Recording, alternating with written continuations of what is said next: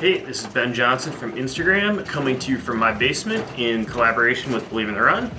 And I am doing this as part of my partnership with Nike and Dick's Sporting Goods. I have a first look at the Nike Invincible 3. So for the third version, the Invincible has gotten an update from top to bottom, complete overhaul here. So I will start with the bottom. So on the outsole, there is an all-new rubber coverage.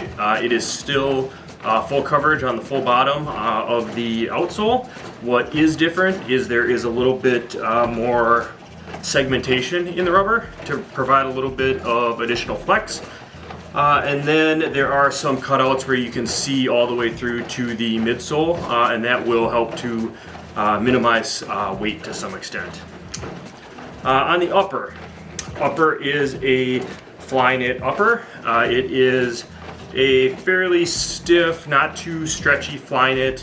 One of the differences here is that there are now embedded strands that run vertically on both the outside, the lateral side, and the medial side. They are embedded within the fly knit weave, and those help to provide some additional stability and lockdown and a little bit more structure on this upper. One of the other big changes on the upper is in the back in the heel section. So the previous Invincible had some large padded puffy pods on both the inside and the outside. Those are now gone. It's much more sleek, and it also is a bit of a dual layer here. So there's some padding on the inside around the heel, and then kind of this collar cups and rolls up around your ankle. So if you've worn or used the Turbo Nature, it's a very similar heel setup to that shoe, except this one has a pull tab in the back as well. And then probably the last and most interesting, most important section is the midsole.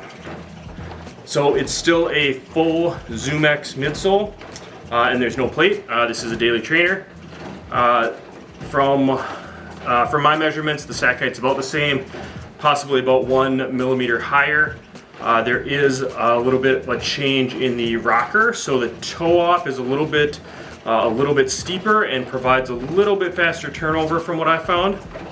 But probably the biggest changes that they've done to this shoe are try to help improve the stability. So one of them that is the most notable is the overall width. So both in the forefoot and the heel, it's much wider. It's a very wide shoe. From what I measure, it's one of the widest or the widest shoes that I own in terms of the overall width of the midsole. So it's wider than the previous Invincible, wider than the Infinity, wider than the Alpha Fly 2 and the Alpha Fly 1. So that really helps keep the foot planted and stable as it lands and it rolls through the stride. And then the other thing that they've done is they've modified this heel clip. So the prior Invincibles did have a heel clip, but this new one is just a little bit longer. So on the inside, it's maybe an inch longer and maybe an inch and a half or 2 inches longer on the outside. So it's not anywhere near as long as the Infinity. It doesn't have quite that level of stability and control, but it should be a lot more planted and stable feeling than the previous Invincible. So I've had this shoe for a little while now. I've gotten quite a few miles on it. I did really like the previous Invincible. I'm happy to report that I still really like this one, so I've really been loving it. I think it works great for me on all my different types of runs, and I'm hopeful that other people will be able to get their feedback soon, including the rest of the folks that Believe in the Run. So we should be having a full review up there on the Believe in the Run website and YouTube shortly. And then this shoe is expected to launch next month, so keep an eye out for that. All right, go long.